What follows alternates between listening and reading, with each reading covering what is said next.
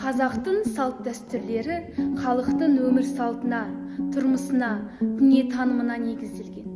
Ұрпақтан ұрпаққа беріліп, ұлттың рухани байлығы мен мәдени құндылығын сақтауға көмектеседі. Отбасылық дәстүрлер қазақ қоғамының басты тірегі.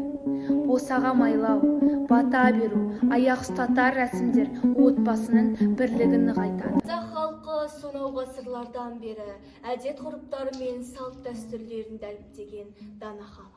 Алайда заман ағымы мен осы бір салт дәстүрлеріміз бен әдет-ғұрыптарымыз өз күшін жойып жатыр. Ал біздің мақсатымыз келешек ұрпаққа осы бір ұлттық құндылықтарымызды бойларына сіңіріп дәріптеу болып табылады. Аяна жас келіннің айы күн жақындады осы. Қалжа дайындадыңдар ма? Міне қызық, ұмыт болып бара жатқан тағы бір салт дәстүріміз бар екен. Бұл қандай салт дәстүр? Қалжаны білмейсіңдер ма? Айтайын. Қалжа ол жас келінге арнап сойылатын мал.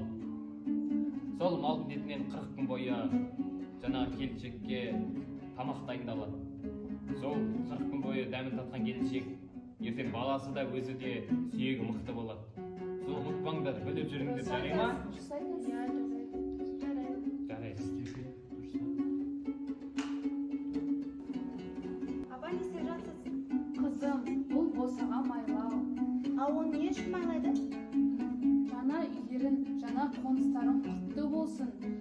Жаңа көшіп келген үйлерін майлы, бақытты, тату-тәтті болсын деп, осындай майды босағаға жағады қызым. Міне қызық. Ай, балам, қайда кеттің? Ата, мен ағам арнап аяқ ұстар алып келдім. Ағам арнап аяқ ұстар алып келдім, ауыз жолға қарай шығып бара жатқан. Дұрыс. Ол не? Аяқ ұстар деген мына ауыз жолға шығып бара жатқан адамға арнайы берілетін сый.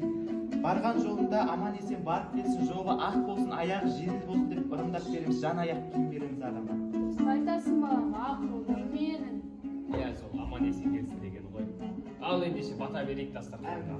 Ал қолымды Кел жақындаңдар. балалар. Батам батпасын. Батам жерде жатпасын. Қыдыр ата қолдасын, еш жамандық болмасын. Жолға шығып жатқан ағаңның жолы ақ болып, аман есен сау барып қайтсын. Әумин. Ал таң атпай сендерші наурыз көже жасар. Ауыз тиіңдер. Наурыз көже деймісің? Иә. Дәм. Наннан ауыз тиіңдер.